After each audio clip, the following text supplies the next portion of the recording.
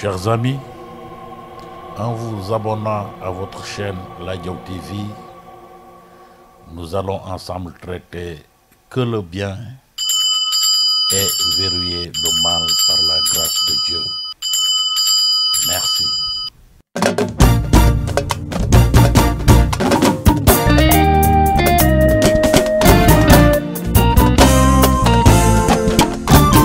Sénégal way na la bàkk na la nag sa njàmbaarte yaay benn góor ñaar am nga jaloore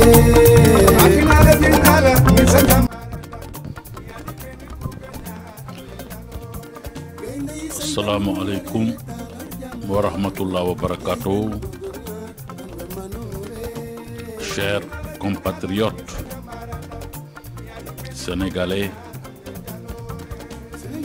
c'est votre ami et frère Abdoulaye Diaw Yuhibullah qui vient encore une fois, si bien entendu vous me le permettez, d'apporter ma modeste contribution par rapport à l'actualité sportive. Moi, je dirais plutôt, avant d'entamer mes propos, Alhamdulillah, Alhamdulillahi Rabbil Alamin. Rendons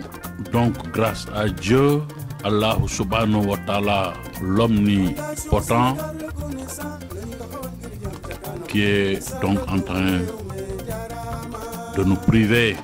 apparemment d'un Sadio Mané, mon Sadio Mané à moi, notre star incontestée. Ce Sadio Mané là en pleine possession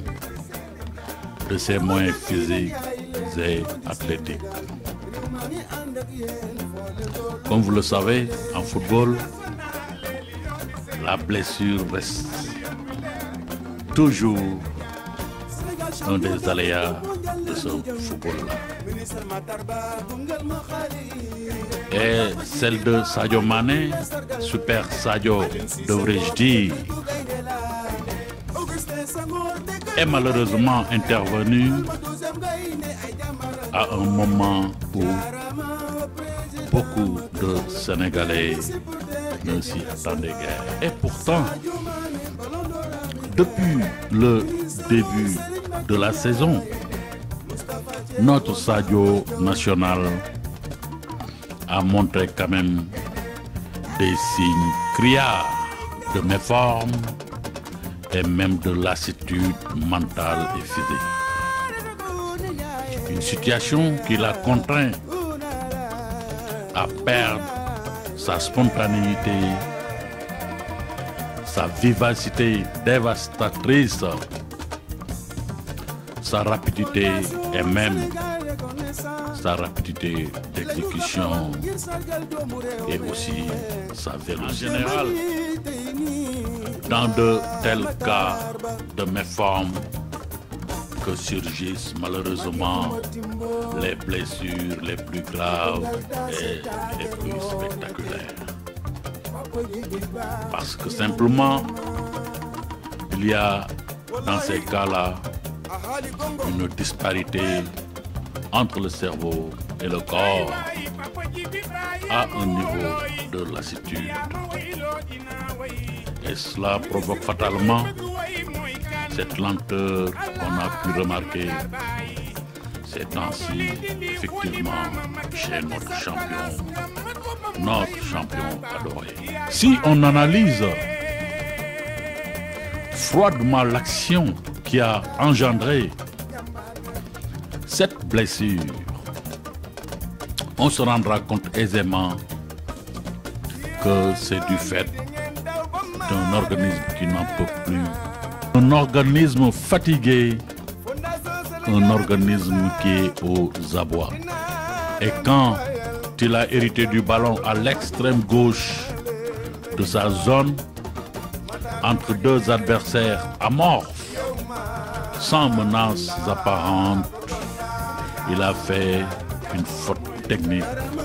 dans son contrôle aérien. Et dès lors qu'un de ces deux adversaires-là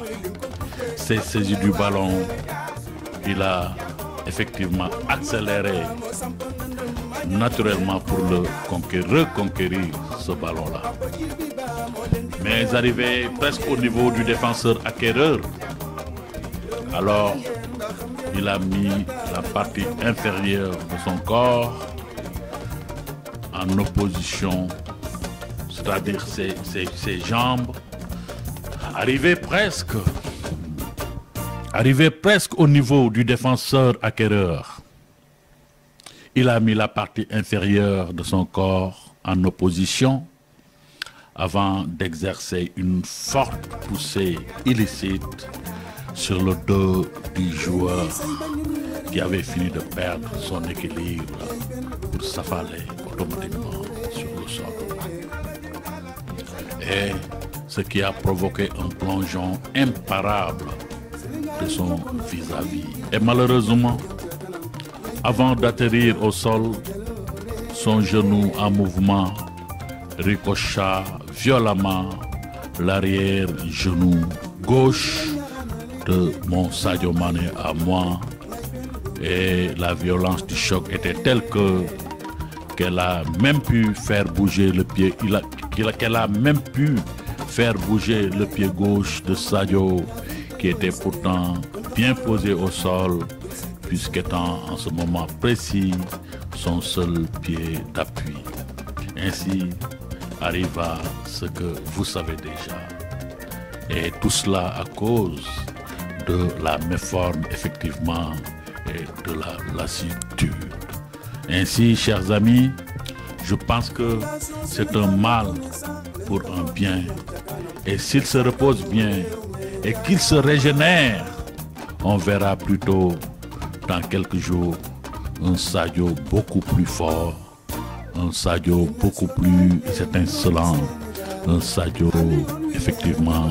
beaucoup plus réaliste, Inch'Allah. Donc tout ce que je peux dire maintenant, c'est de souhaiter à mon Sadio Mané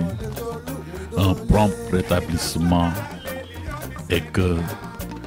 lui-même marque, Inch'Allah, le but vainqueur de la finale de la Coupe du Monde. Vive le Sénégal, vive l'Afrique. Bonne Coupe du Monde à vous tous, chers amis, chers compatriotes sénégalais. Jërëjëf.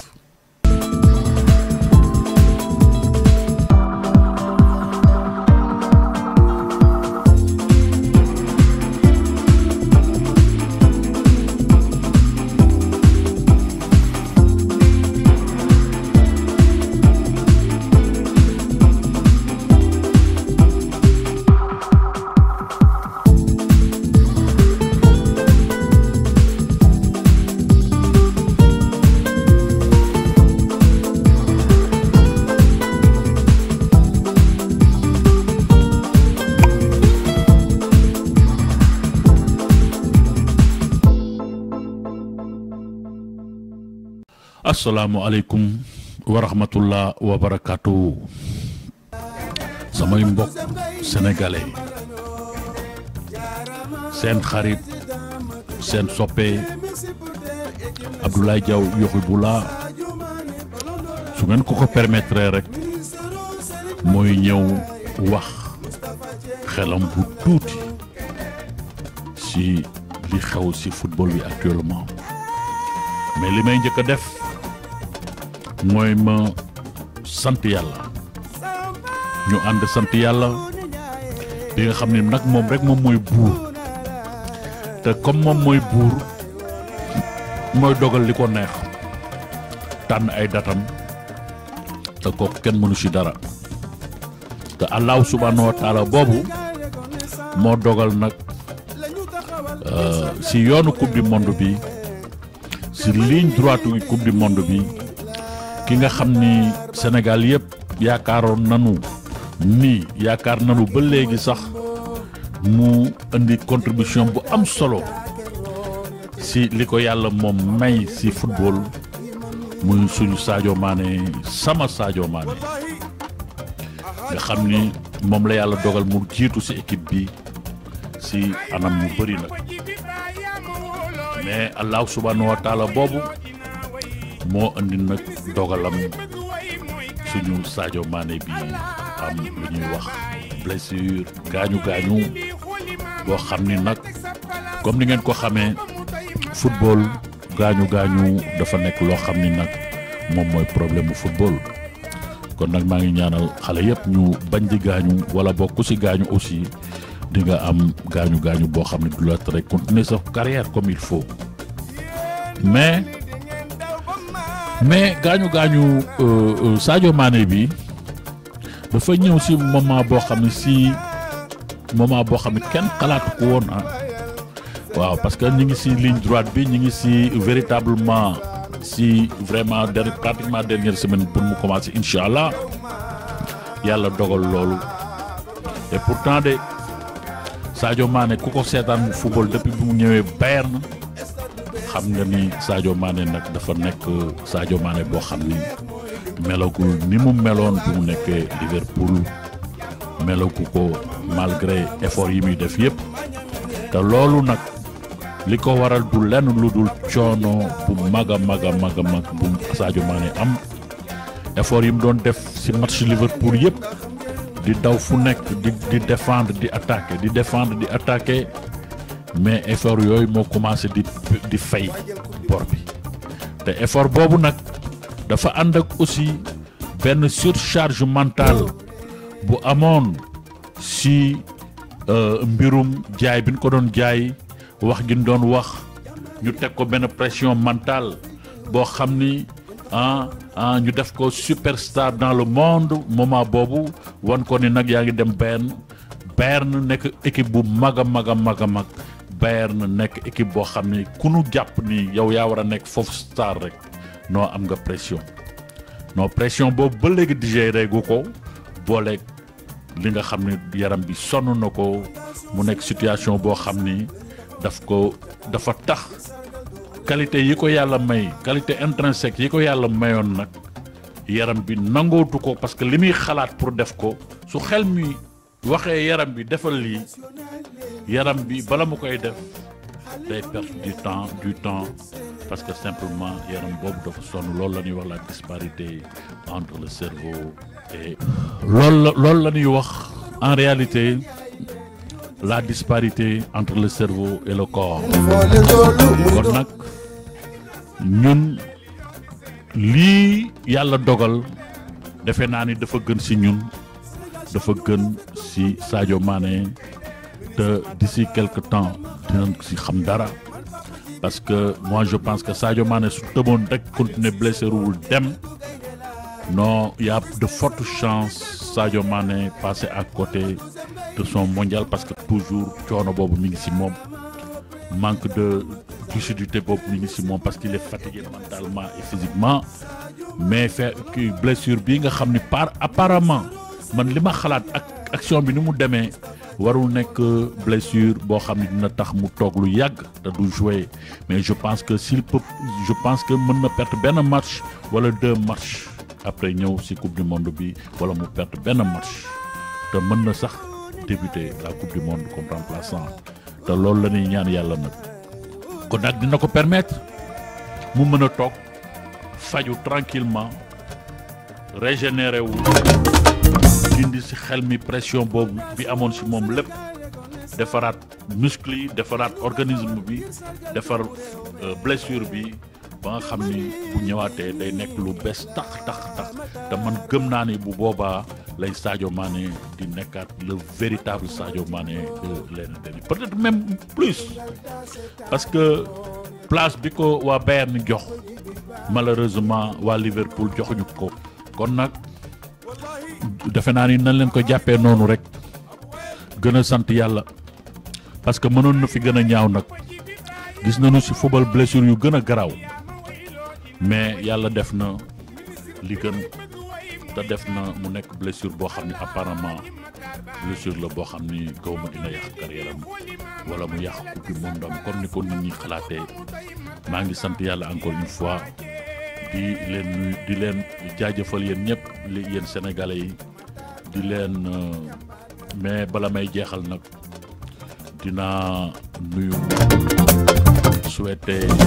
à la jeunesse sénégalaise ñu nekk comme ni ma koy faral di waxee ñu nekk une jeunesse très saine une jeunesse travailleuse une jeunesse boo xam ni dina nous permettre ñu mën a yaakaar dans quelques années Sénégal def un bond boo xam ni dina ko yóbbu fu sori dans ce monde là kon nag maa ngi leen di wax ba beneen yoon pour une autre vidéo une autre chronique jërëjëf sama xarit yi maa ngi leen di ñaan ngeen abonné seen chaîne Laye Diop TV ñu ànd di wax lu baax li bon ñu vérifié ko teg fële te yàlla tax jërëjëf. mbana mo ngeen ma yow mi bëgg ngeen ndax xam ngeen Qatar lañu jëm